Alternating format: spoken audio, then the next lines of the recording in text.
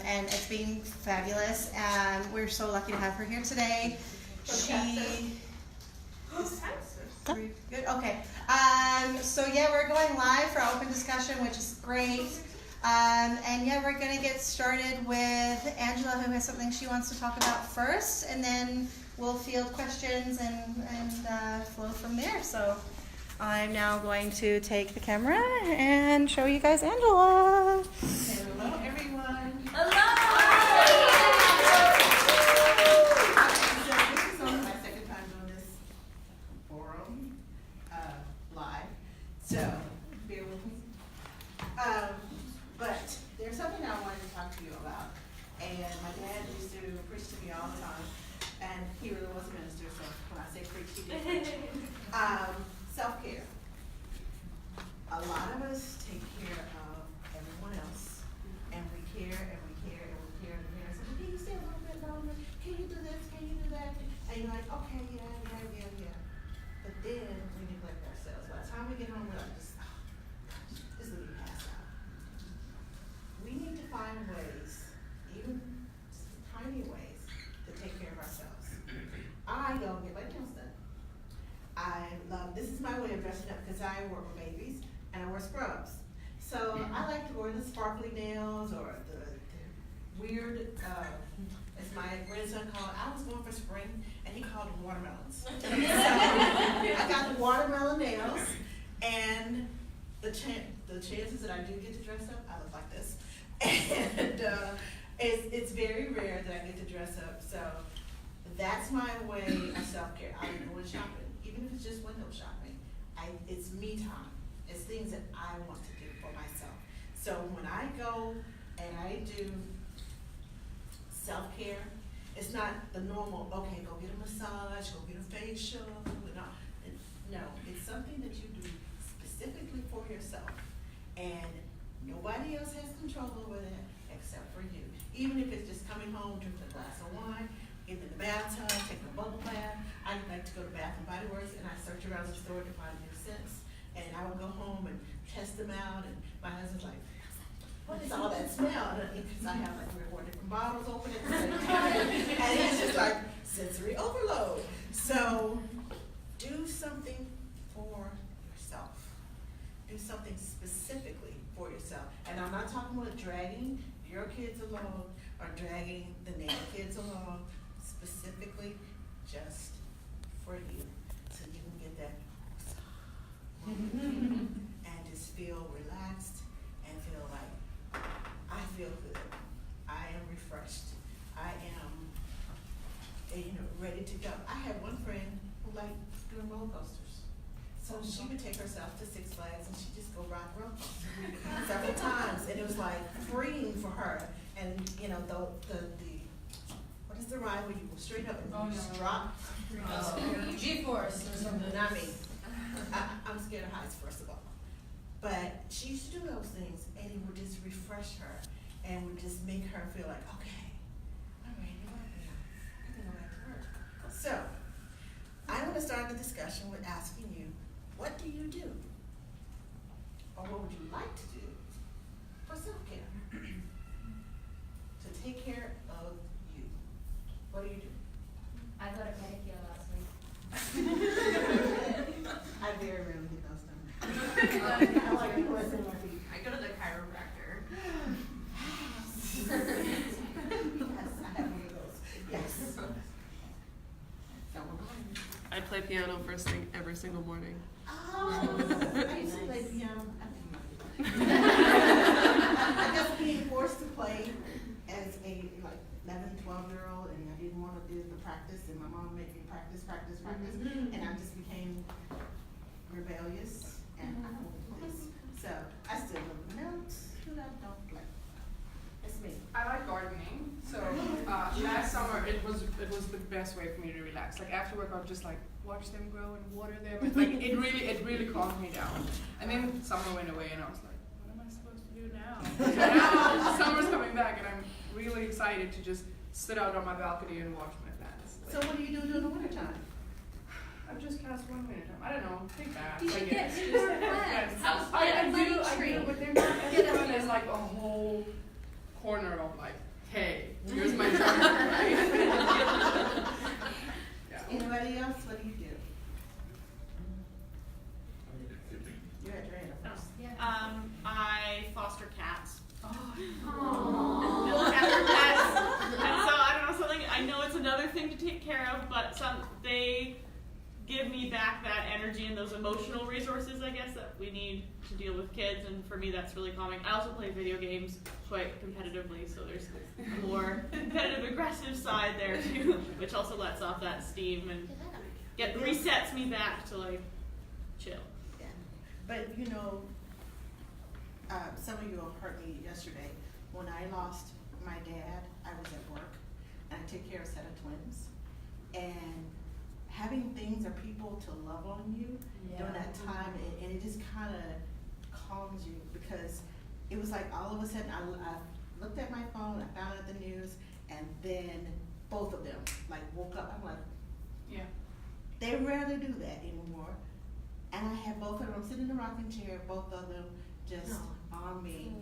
And tears were streaming down my face, but I thought I'd be screaming down the walls and yelling and you know. And because I was at work, because I had them, and they were all kind of snuggling up under my neck on both sides, it was calming. It was a relief and a release. So taking care of cats and taking care of, you know, tiny humans is one thing, you know, cats and dogs, they have a way, they have service dogs that do that for people. And taking care of cats is a good thing because they give you that energy. You've been loving on people all day, and now it's your turn to get loved on. So. Somebody had heard the word. Yes, ma'am. I recently signed up for voice lessons. You sing? I was thinking about that too. Ah. I would like to get back into it. It's a lot of fun. I used to sing. I went to school with the concert. Oh, there's a But yeah, singing is, I love music. And I think that's where my love of music, my mother's family is very musical. And my love of music just changes the atmosphere, it changes everything. I use music therapy with my babies. We have certain music that we do when we are playing. I have certain music that triggers them, okay, it's time to sleep. So I play that music and you can just see them physically calm down. So music, yes, one of my number one things. I change music, you know, like I change my shoes. So. I seek the water. If I need a recharge, I go dip my toes, go for a hike in Lynn Canyon, and just running water helps all the time. I just feel my batteries like recharge. I totally understand. That was one of the reasons I moved to Panama City. Yeah, like it's The water beach every day. Every holiday is around water. Yes, Yeah. every day. I had to go by the beach to get home, and I would just kind of bring my clothes and hit a detour at the beach, and I would walk. Free pedicure, by the way. If you walk by right at the edge, the water and the sand, and you walk, you won't ever have to go. Those broken shells. Well, at the edge, it depends on which beach you go to. But the edge of the water is great for a free pedicure. Now, of course, they can't paint your toes there, but you can get, you know, all the rough edges and things. Have you tried the one with the fish? But I So, I don't know if I would try the one with the fish, because, you know, just you. And that would probably be sensory overload for me, because knowing and sitting there watching it. It's actually really pleasant to come in and like kiss the dead skin off of your feet. It's like it tickles. It really also depends if you do it like in a tank or if you're doing it in like a natural environment. Yeah, like where they actually live. You know. Okay, so you could find a koi tank and you just go stick your feet in. Like a specific type of fish that lives in Greece. Oh. And I bring them in. Oh, so you have to go to Greece to get them. Many animals have that symbiotic relationship. It's just that's what that is. It's love.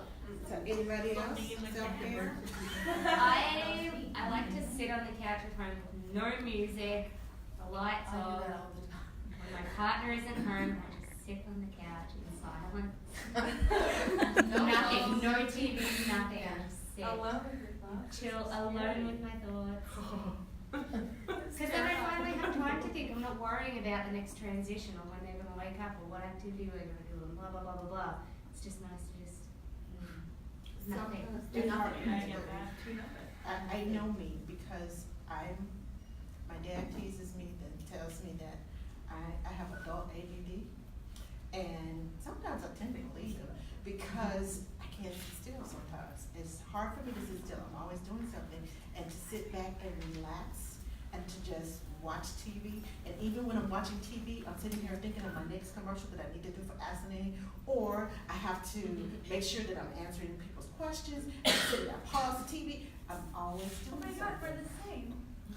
This is my Twinkie! Yes! Like, who watches TV and does nothing but watch TV? I'm the triplet, like, Watching TV. totally. I get distracted from watching TV. I get distracted by like a notification on my phone. So like I pause whatever I'm watching on Netflix Right. and I like do something else. But at least I'm sitting. Yeah. That's the least, because most of the time I'm up on my feet and moving around. My quietest time is at night when I'm in the baby's room and I'm sleepy and they're sleeping. And even then, I put my blanket over my head so the light in my phone won't show. And I'm like, but at least I'm sitting. It's a start. But anybody else? I like to go outside, like streets, parks, hiking with my camera and just take pictures of all this. I love that.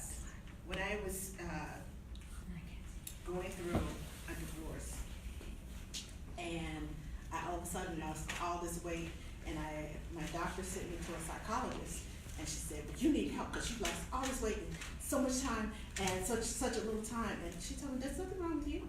Just get your camera and get your journal and take pictures. And when you take pictures of the things that make you happy. And when you take pictures of the things that make you happy, when the sadness comes, look at the pictures and remember what makes you happy. And write in your journal.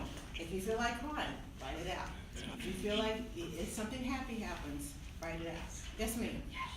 Might be a technical issue. Yes, I think we're gonna have to stop because they're only. She is. It's under Angela Johnson. Oh, yes, you're under Not Angela. under Nanny Jamboree. Got it. We're good. Live under Angela. Okay, never mind. Sorry, we're good. Got it. Oh, Got it. Oh, that's good. That's good. okay. Marketing. Journaling. That's a good way of writing your feelings down. And now I go back and I look at that journal, I'm like, oh my God, you were so sappy, you were so ugh. But I realized where I came from and what I was going through at the time. I came up out of it. It's a difference in going through things and grieving and letting it all out and writing it down so that you can remember. This is where I noticed I was writing 5-6 times a day. And then a month later, I was writing 3 or 4 times a day. And by month 3 or 4, it was like once a day. And then it was like, okay, once a week. And then I'm like, okay, so why did I stop writing? Because that grief and things that I was going through, I was out of it. I had other things I was involved myself in. I was doing other things. Instead of sitting there, oh, woe is me, and I can't do this, and I can't do that. I can't stay in a funk. And I've taught myself to encourage myself. Okay, girl, get it together. Come on, we're gonna do this. And even though I don't feel like doing it, and I don't feel like going, I make myself go, and I make myself do. Because 9 times out of 10, once I get to wherever it is I'm going, I have music playing and blasting in the car, which changes my attitude and changes the atmosphere around me. And by the time I get to where I'm going, my friends are there, or people that I may not even know, and I have to talk to. By the time I get to encouraging them, I have to preach to the choir before I can preach to them, before I can tell them, okay, do this, let's do that, let's do this, let's do that. Because I've already done them for myself. I'm like, okay, physician, heal thyself. In other words, you need to do this too. While you're trying to tell them, you need to do it too, so that you can come up out of this funk of whatever it is you're in. And by the time I get through talking, I'm like, okay, I'm good. I feel so much better. So even if you're in a funk, it kind of helps if you go and, talk to someone else, have, like you said, a support system there. Therapy and- is the best thing. Yes. Yes. I really need therapy. Yes, ma'am. I'm fielding a question from Okay. online. It says, just tuning in, please remind us of the subject matter. Is it self-care? Right now, it's self-care. We're in an open discussion, so we're gonna be talking about any and everything. But right now, we're talking about self-care. Done. Anybody else have any self-care? Well, I'm completely honest with people now, just saying, I can't adult this weekend. I do. I say it to the boyfriend, I can't adult, and I'm gonna need you to just wrap up in a blanket this weekend, and you're gonna have to do everything. And he's okay with it. Cool. And I just do it for like 2 days, and he just brings me food randomly and drinks, and I just watch crappy movies all the time. But I have to be honest, like I just can't adult today. I can't adult this weekend. I'm at my furthest point. I'm done. And I just need a weekend to recharge. And sometimes it's at your lowest moment. Yeah. And when you get it out and you say, I can't do this, And you'd be I surprised need when a people help break. you. And you feel better once you get it off your chest. It's like this weight has been lifted. Yes, ma'am. I've kind of been learning, and I've learned in the past as well, like these lessons, they keep on happening, because human beings are dumb sometimes. That establishing boundaries between your work life and your personal life is one of the best things that you can do for yourself and caring for yourself. Yes. Say it again for the people in the back. No means no. Establish your boundaries. Like Stick weekends to don't- them. yeah, don't Your text me on the weekends weekend. are yours. Your employers shouldn't necessarily be texting you full conversations. Exactly. Yeah. Exactly. I totally agree. Boundaries are important. And this is from a person who is, I was until about 10 years ago. I was very passive aggressive, and nothing bothered me, and it just kept going on and on and on and on and on and on. And when it got up here, I was like, that's it, I've had enough. I have hit tilt, and everybody caught it. It was like, and people looked at me like, is that you? What's wrong with you? Because it has piled on and piled on and piled on, and you have to set boundaries. Yeah. You get the pile on, and then you get that verbiage, and you're right looking at you like, this woman has gone crazy. And I'll talk to you later. I've had employers send me to therapy, they didn't send me to therapy, but I had to go to therapy because of them. Yeah, because the boundaries just were like insane. I didn't have the balls to say, I can't, I need you to stop. I didn't feel like I could say no. I didn't feel like I could either. You feel Yes. guilty. Yeah. Yes. The guilt Especially is when their kids are overpowering. Yes, that's it, the guilt. And I'm a people pleaser, Me too. and I'm a giver. And when you are a giver and a people pleaser and a heart, and you have to be a heart person in order to be a nanny. I mean, just taking care, just caring for people or animals, period. You have to have a heart to do it. And because we all have that heart, we all heart people, and then pile on that you're a giver, and pile on, just you feel guilty because you didn't say, well, I need to go and do this, but okay, well, my favorite TV show is coming on, but okay, well, I'll stay a little longer.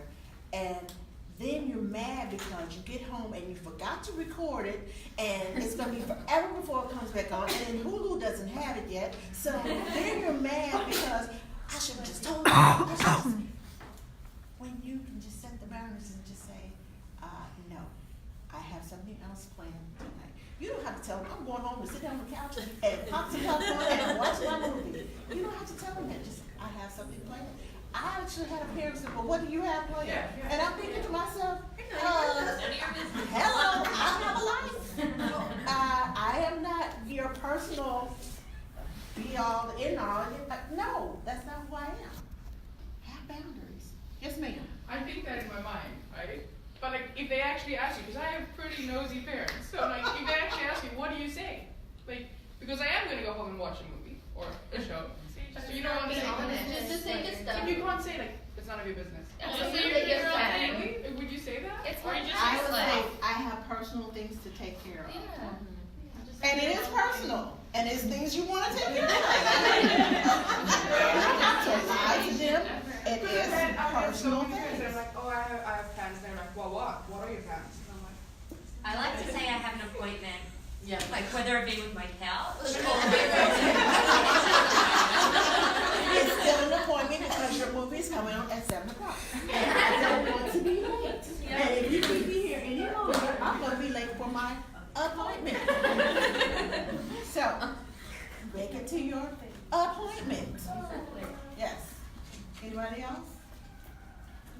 I think there's a fundamental imbalance there because we are so incredibly involved in their lives and their schedules, and we are so they're open to us. Their schedules are open to us because sometimes we manage them, you know. So it's often the sense of them also feeling like that part of the relationship where we have to be revealing to them as well.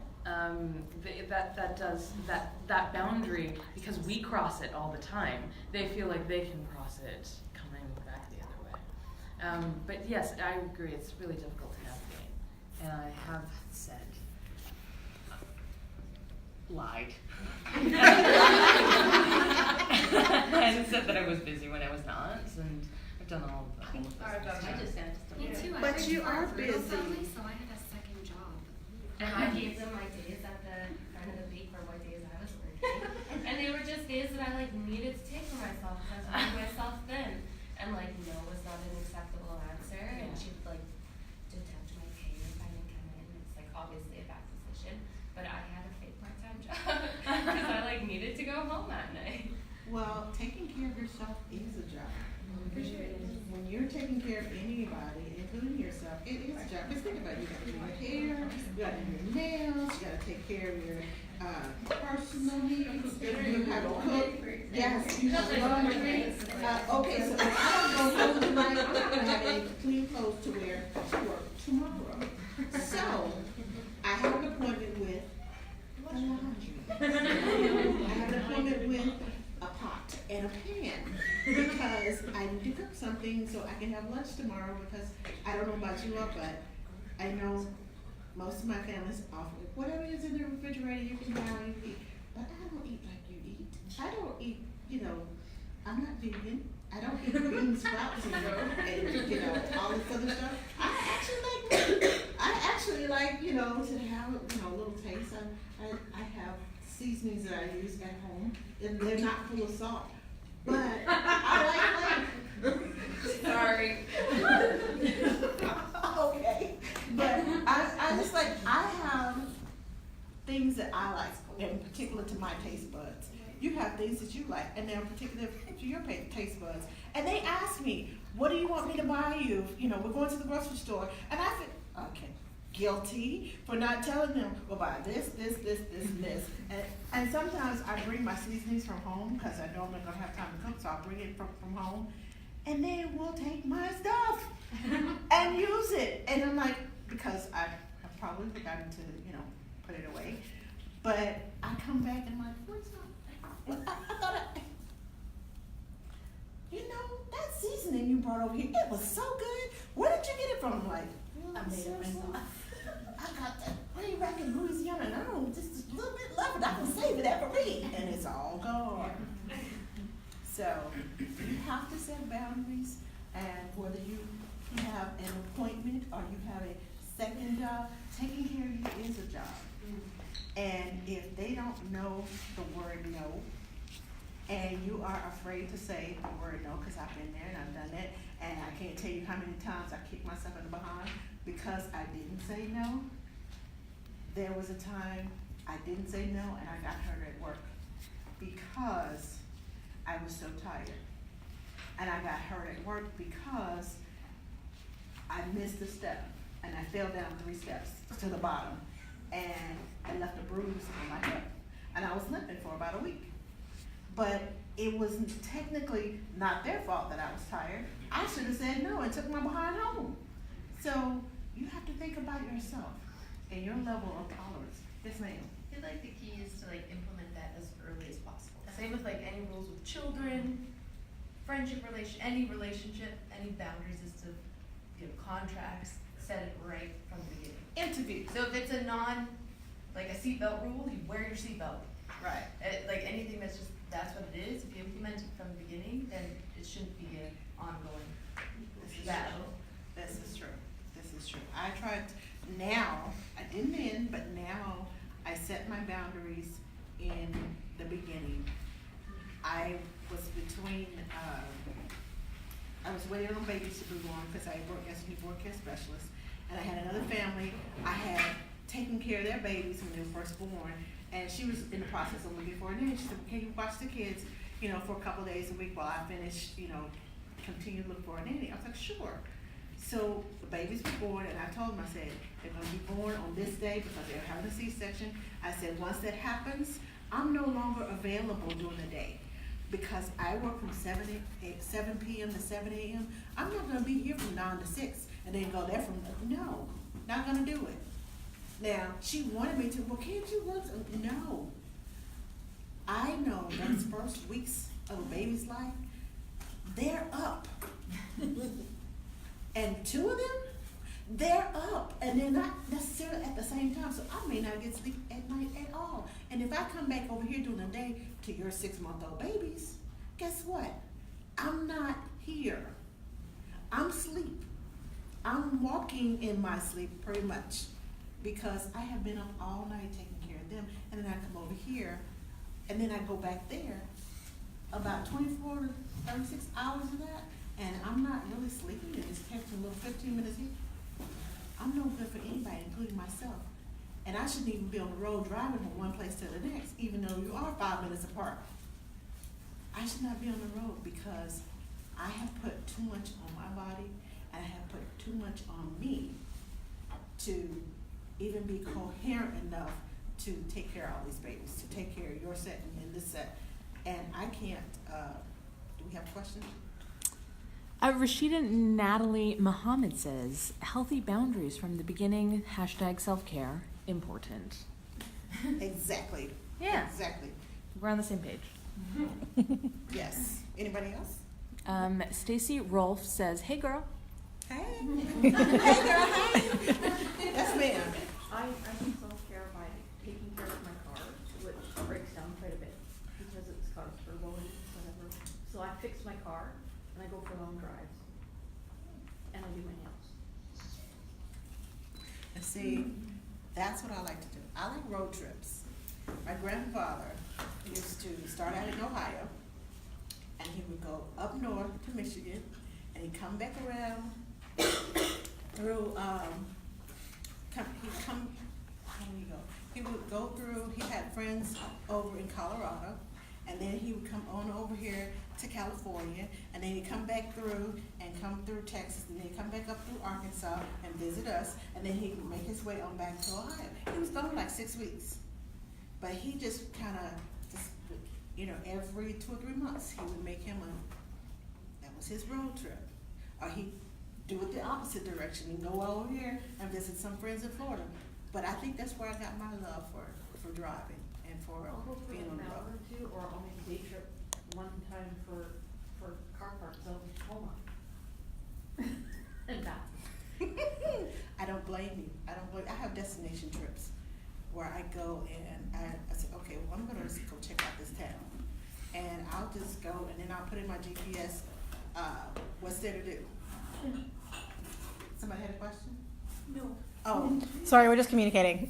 Oh, okay. But I would take day trips and go to a certain town and figure out, okay, so what's good to see here? So I would just take myself on day trips and figure out, okay, this is my budget, this is how much I need for gas, this is what this is gonna cost, and this is how much food is gonna cost. Okay, I can do this. And I would just go. So I know what you mean. I like day trips too. Anybody else? Well, I know some of our nannies go to the spa once in a while together, just to recoup. Yeah. Can I get an invite? I do. I have gone in the past, just, a silent spa, known as that. A silent best. spa? wonderful. Scandinavia No talk at all. was there, and they have a no talking rule, no cell phones. waiver. You go inside. Yeah, and it's wonderful. You spend the day there 4 hours. I would love that. It's It's a Scandinavian hot and cold spot. And it's like, But pass was It's called Scandinavia. Scandinav, that's right. Also, I just thought of something. Marnie, she does energy healing. Oh, yeah. Like, right? Oh, yeah, I have cards too if anyone. So what we're gonna do is we're going to do, because we do West Coast Sitters events, and so we're gonna do like an energy healing hosted by Marnie, and so that'll be very good self-care. Yeah. I couldn't go to that spot because It's I similar. can't fly. Yes. I'm sorry, my cell phone is like attached to my hair. And the only reason it's not over here now is because she's holding it. And my brain never shuts down. I have to literally, sometimes when I go to bed and I wake up writing down ideas. I have a pen and a pad next to my bed on my nightstand because I'll wake up with this crazy idea. Oh, I need to do this. And I'll grab my husband's like, what is wrong with you? What's going on? So I'm over here with my cell phone like this, and I'm writing down, I'm trying to, either that or I'm typing in my phone. I'm like, okay, so that's going right in his face and here. So I'm writing things down because my brain doesn't shut off. And then after I get it written down, it's always, okay, I lay back down and go to sleep. My brain keeps going over and over and over and over. If you add this, if you do that, I can't shut it off. I have to talk to myself and say, go to sleep. Go, and my brain, but go to sleep. But go to sleep. I literally have to talk myself to go to sleep because I'm busy at night, even when I sleep. So I can't go to the spa shop. I can't do it. I can't shut it off. Anybody else? Anybody else can't shut the brain off at night? I was asking for a suggestion, but that too. Anybody else? Yes, ma'am. I love journaling in nature. Just like sitting under a tree and journaling. I just find like nature really like therapeutic, but also talking to adults.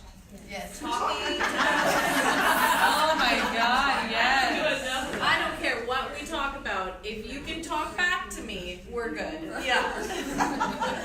It's really hard to explain to people who don't work with children. Yeah. This Talk so much. Yes, because you're always saying, stop, go do that. Let's go this way. How about we go this way? How about we do this? And you're always making suggestions to the kids. And my husband always tells me, I'm not one of your kids. And I'm like, oh, I'm sorry. You know, or you find yourself saying, I need to go potty. Yes, ma'am. I was gonna say on that topic too. I talk to my best friend almost every night, or like every other night, and sometimes it's just me doing verbal diarrhea. Yeah. She goes, I'm just doing this just because I know for a fact that you haven't talked to anybody over the age of 9 for an entire day. And I'm like, yeah, it's true. I thank you. I appreciate it. Like, it means a lot. So. Somebody over here? Oh, you said, okay.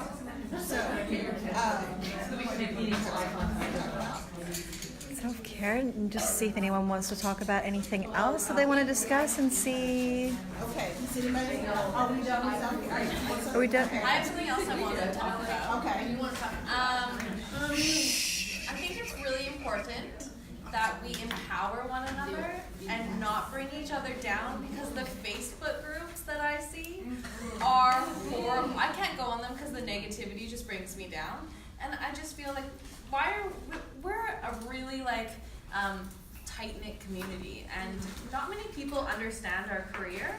So having a nanny that you can talk to instead of like shutting them down or making comments like what you're doing is completely wrong. Everyone's on a different journey. So I feel like we should just be supporting one another and empowering one another and uplifting one another, not bringing everyone down in this negative Facebook group I'm gonna pit. make a challenge to you, since Yeah. you wanna do that.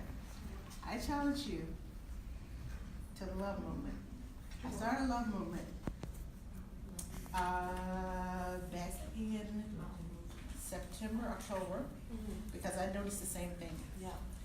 And I just write little commentaries, blogs, whatever you want to call it, and just challenge everybody. Okay, say a kind word, or I will put something out there and tell them how important they are to me, to my life, to my being a nanny, and how important it is for me to be able to get feedback from them, positive feedback, or constructive criticism, because I'm not always right. Yep. And there's a difference between tearing you down, and there's a difference between constructive criticism. So, I challenge you. I love that. To start a blog or just make a comment. Thank you for, I know you all are nannies, I know you all are busy, and I know some of you may not have had a great day, but here's a hug to everybody. Or, I have like the little Bitmojis on my phone, and I find some little cute ones, and I'll just go in a nanny form and I'll just post it. Yeah. And before I know it, it's like 200 likes on it. And it's not that it's anything special, it's just it made somebody smile. It made somebody laugh, or it gave somebody, a particular idea. I love that you did this. Oh, I needed this today. I'm always posting inspiring messages, and I try to make sure that what I'm saying is either going to be constructive, and there's a way that you can say things, because I know you all work with babies and kids, and you have ways of encouraging your children to do things. Sometimes you have to treat us like you do your babies, and just find those extra words to put in there so they know this is not a beat down message, this is a lift up message. Exactly. Yeah, some people take not agreeing so personally. Like if you don't agree with them, you've had on the Nanny Network where they didn't agree with something and they just went off, and they were just like insults thrown. It was ridiculous. I think a lot of the problem is people not being proactive about their situations. Yeah. So people are constantly complaining or constantly mentioning the same thing, but they're not learning from their mistakes, and people are trying to help them and give them that constructive, not criticism, but constructive help or feedback. And they're not learning. They just want someone to say, it's okay. They don't want anything. They don't want any advice. They just want to complain. Yeah, there are people, and you can pick them out because they're on there every day, and every day they have a different problem. Those are the ones I just keep scrolling. You have a choice as to whether you become part of the problem or you keep scrolling. So make the choice to just keep scrolling, because there's some things I read, I'm like, again, really, seriously? Next. Okay, what else? Oh, I can comment on this. I know about this. I can encourage someone. It's a choice. And just like you teach your kids to make choices, to make good choices, you as adults, as nannies, as mentors, as people who they are looking at, and I even go as far as to say as third parents, because you spend more time with that child on a day sometimes than the mom does. I work 72 hours a week. So half of those children's days belong to me, even though they're sleeping, but in the middle of the night or in the morning, I get those cute little smiles, and I'm like, yes, it just does something to my heart. And I just talk to them, and I cool with them, and I do. But you have a choice. If you're going to teach your children to make better choices and to make better decisions, then it needs to start with you. Don't just talk the talk, walk the talk. I like to say, take what you like and leave the rest. Yes. Eat the meat and spit out the bones. And if you're not a meat eater, just don't chew the apple and don't throw away. So, Miss Emma. Oh, okay. So, okay. If you haven't put one in here, this is not an offering plate.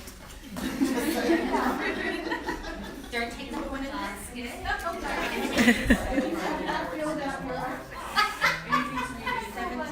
30. now, also in here, and I won't even tell you all the story behind these, but there's a little fortune cookie, and they look like this, and they're different colors. And not only do you take... Can I just show everybody? Because I think they're really cool. Okay. Like, so, look at those. Angela spent a lot of time getting these together. Oh, yeah. They're Aren't they little fortune amazing? cookies, and they have little messages inside. And not only do you take one of these, and please try to take one that's not the same color that the paper that you had, because you might get your own message. And although it may be a good message, you'll be like, I love this. So take one that you did not personally write. Do I have any? You want one more? Okay. Okay. Keep writing. Well, I can talk. So But I made fortune cookies for you all because I know sometimes you get the fortune cookie and it says exactly what you need to hear. And you're like, oh, how did they know that? But I did not put the magic numbers to the lotto on the back of it. So just so you know. What? See, I'm very, really pretty lottery. So no, I did not put any predictable numbers on there. So yeah, that's not me. But I did put information on there about Ask Nanny on the back, so you can find me on Ask Nanny. And we have 2 little girls. Okay, so before we leave, each one of you grab one of these and make sure you take it home, read it, post it, and that's another thing, affirmations. I have them on my refrigerator for my grandkids. I have them to write me some, because I can't just teach my nanny kids to be positive and make good choices. It starts at home.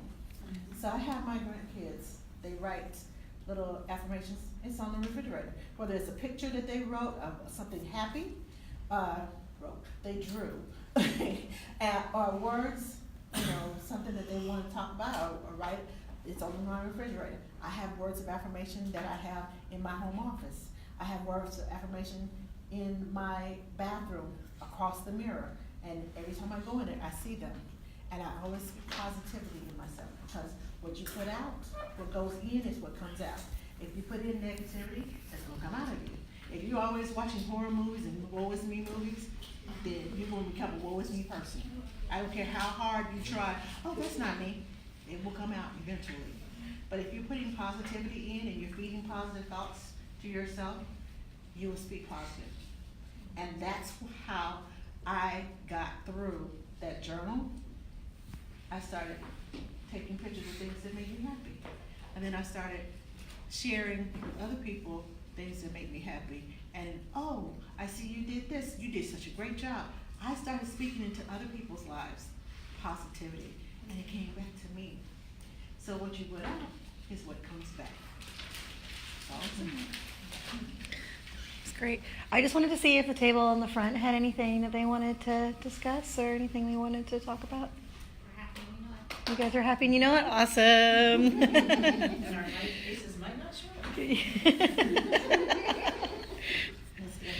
was just going to say thank you so much to Angela. It's been wonderful to have you as one of our guest presenters. Yes, thank you. And I just want to say that I have enjoyed myself since I've been here.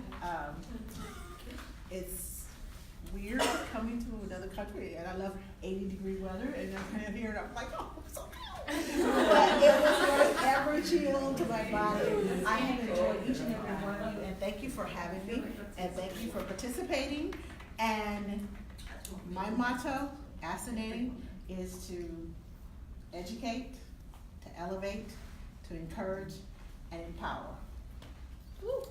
So remember those 4 words, the 4 E's, and it will take you far.